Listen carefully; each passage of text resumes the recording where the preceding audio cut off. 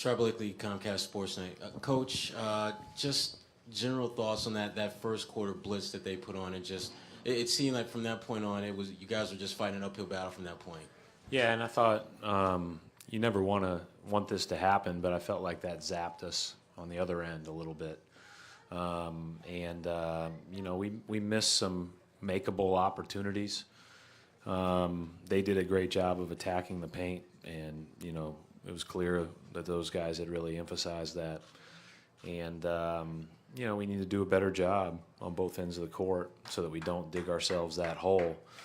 I was really encouraged by the last 18 minutes of the game and some of the things that we did. And I know that we have to play a lot better at the start. You can't dig yourself a hole like that against them.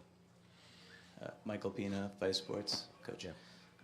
You started the game, or the first half, 2 for 16 from beyond the arc. Was that more of, you just talked about this a little bit, was that more of just you guys missing open shots, or was that something they were doing on the defensive end? We'll go back and grade them all like we always do, but there are some that I can remember vividly that were just one of those things. You miss some shots, but against these guys, you got to be really good, and we can't settle for the tough ones. Because it seems like every time you settle for a tough shot or you turn the ball over, they turn it into points on the other end. And so we need to do a better job of making sure we're always taking the right ones. But, part of the way that we're going to play our best is if we're spaced and the ball is moving, they converge, we're going to have to kick it out and make some of those. Mark Murphy, Boston Herald. Brad, something like 6 or 7 of LeBron's first baskets were right at the rim. He made it clear. It was very clear that he was trying to get to the rim on us, no matter who was on him. Is that something you guys have to change in the way you cover that, or? Yeah, I think we'll have to adjust a little bit. Now there are certain. He's a pretty physical guy. He's got some physical advantages on people, but we need to do a better job in a lot of ways. But I don't always think it's the guy that's guarding him necessarily. It's what guys are doing around him, being active, being long, being deceptive and help, all those other things. This is easier said than done because those guys are all guarding shooters. And so who do you help off of? Who do you come off of? Once we started over-helping a little bit, Love goes nuts in the third quarter. So this is the predicament they put you in. Celtics.com. Jalen had another big night for you guys, especially on the boards. Just what do you think of his impact and just the poise that he's showing on this stage? Yeah, there's a couple of things about him. I thought he played well, but I think it also was very evident that, athletically, he is, he's a special athlete, and he can do things that other guys can't do, and whether it's offensive rebounding or getting to the basket or whatever the case may be, we need some of those things. So I would expect him to continue to play a large role for us in this series. Brad, Chris Gasper, Boston Globe. Obviously, you're going against the Cavaliers and LeBron, but the basketball purist in you, can you appreciate the fact that he seems to just make the right play every time, and what kind of advantage is it to have a guy that is basically like a coach on the floor? Yeah, I think it's a really good question. And I've always been so impressed with his mental understanding of the game and the way that he communicates and his insights and the way that he reads defense and offense and everything else. He's always picking the matchup that he wants. And, I just said in the coaches meeting right before we left, it's hard to believe, but he's better than when I got into the league, a lot better. And just as you get older, you gain more experiences, you see more things. I didn't think he could get any better after that, but he is. He's a good player, great player. Coach Mark D'Amico, Celtics.com. During the first half, you guys went double bigs on a couple of different occasions, and then during the second half, it looked like you went a little bit smaller.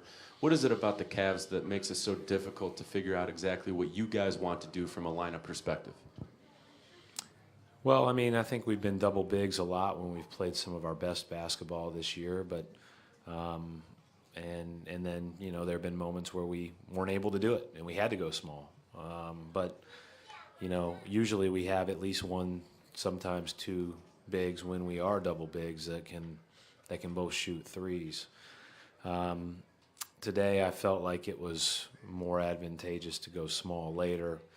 I don't know how much you can glean from that third and fourth quarter, but, you know, we'll look at all those options and try to figure out what our best avenue is. Bob Schwan, the Citizen. Coach, their defense against Isaiah, what were you seeing there? Yeah, I mean, it's what you saw on film coming in. You know you're going to get trapped. You know the blitz is going to come. I thought we were way better in the third and fourth quarter at playing with spacing around him and getting out of the play immediately, and then the ball started really spraying around. The problem in the third quarter was we just didn't get any stops for 6 minutes. You know, we had hit the three going into halftime, and so whatever momentum you can have when you're down 22, at least you feel like, okay, it's not, you know, now if you score early, maybe you can make it interesting, but we just didn't get any stops, but we were scoring. So the spacing was better, the way we were playing together was better, I thought the attack was better. So we got to get rid of the ball quickly and play versus the blitz after the ball's passed. Brad, Gary Walsh from Boston Globe. How do you try to physically defend LeBron and Kevin Love? When they post up, you guys seem to have no one physically that can withstand it. Marcus tried, Jay tried. How do you compensate for the fact that those two guys are both big and they're skilled in the post? Well, obviously, anytime that you've got a matchup like that, your next choice is to double, right? Doubling is really scary against these guys, but it, you know, may be necessary. And the reason it's scary is because Korver's not going to have the shooting night that he had tonight very often. They can put Channing Frye in the game, who's a knockdown shooter. They have Irving standing out there. You can just go down the list. So that's an issue for everybody that plays against them. And you know, the conundrum is, do you double and risk giving up those easy step-in threes and the rebounds, or do you try to stay at home and do the best you can to make a tough shot? It's all easier said than done, but we got to figure out our best avenue quickly. Thanks.